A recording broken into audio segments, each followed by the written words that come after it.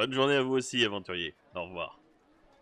Dis-moi rapidement, j'avais entendu parler de l'apparition du nécromancien du mois dernier, mais c'est quoi cette histoire de nécropole?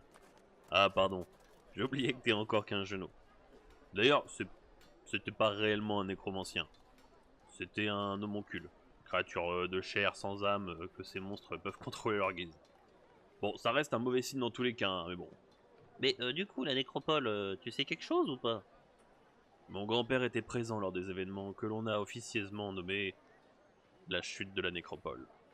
Et l'histoire, tu la connais en entier ou... Straussen, mon grand-père, ne me l'a conté qu'une seule fois, et même si la grande pertinence de son récit m'avait autrefois fortement marqué, c'est un récit datant d'il y a plus de 100 ans, que j'ai entendu il y a de cela 30 ans. Je suis pas convaincu d'avoir encore tous les détails intacts. Ah bah vas-y, raconte quand même. Comme je le disais, cette histoire prend place il y a à peu près 100 ans. Il existait jadis une gigantesque nécropole antique qui accueillait les défunts de la cité depuis sa création, il y a plus de 1000 ans. C'était un lieu de recueillement et de sérénité où toutes les classes de la société pouvaient se côtoyer sans les habituelles questions de rangs sociaux. Car à quoi sert la gloire et la fortune quand tout ce qui reste de nous ce ne sont que poussière et souvenirs. Un lieu donc paisible, mais qui n'était pas sans soulever nombre de problèmes.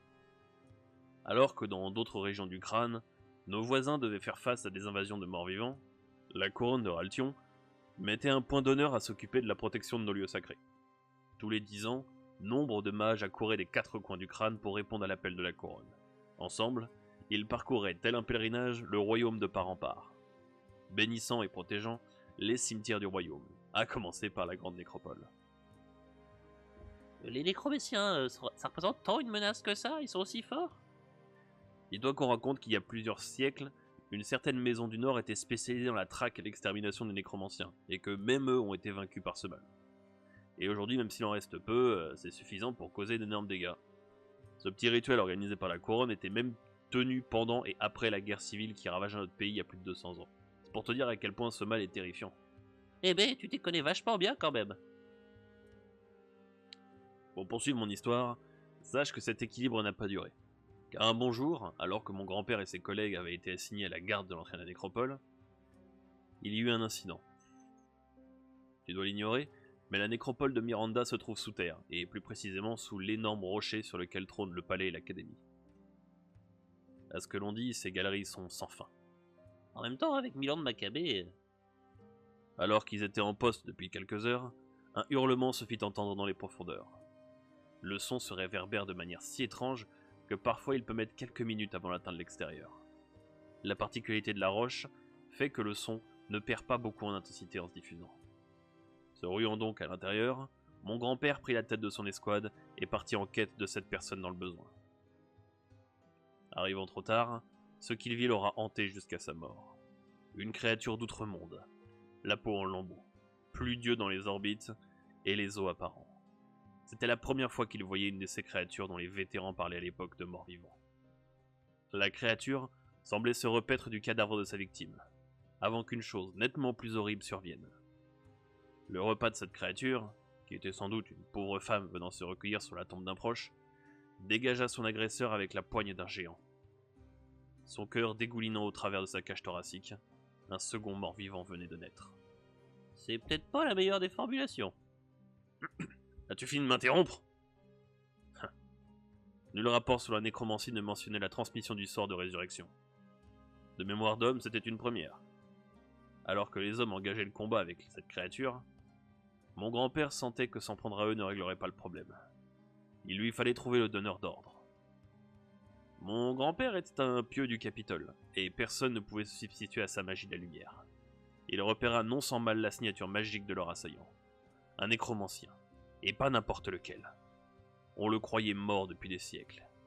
Divarel Kalstein, de la maison Kalstein. Par le passé, cette maison ravagea non sans mal des royaumes entiers. Mais attends. C'est quel ce truc là? S'il était si puissant que ça, comment une simple troupe de garde a-t-il pu le vaincre? Et c'est bien là le problème. Ils n'ont pas pu.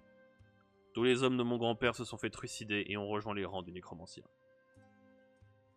Lâchant son épée et transit de terreur, le garde, connu sous le nom de Eisenstraussen, prit la fuite. les créatures à ses trousses. Après plusieurs minutes de course effrénée, la lumière du jour lui brûla la rétine, regagnant espoir de trouver de l'aide.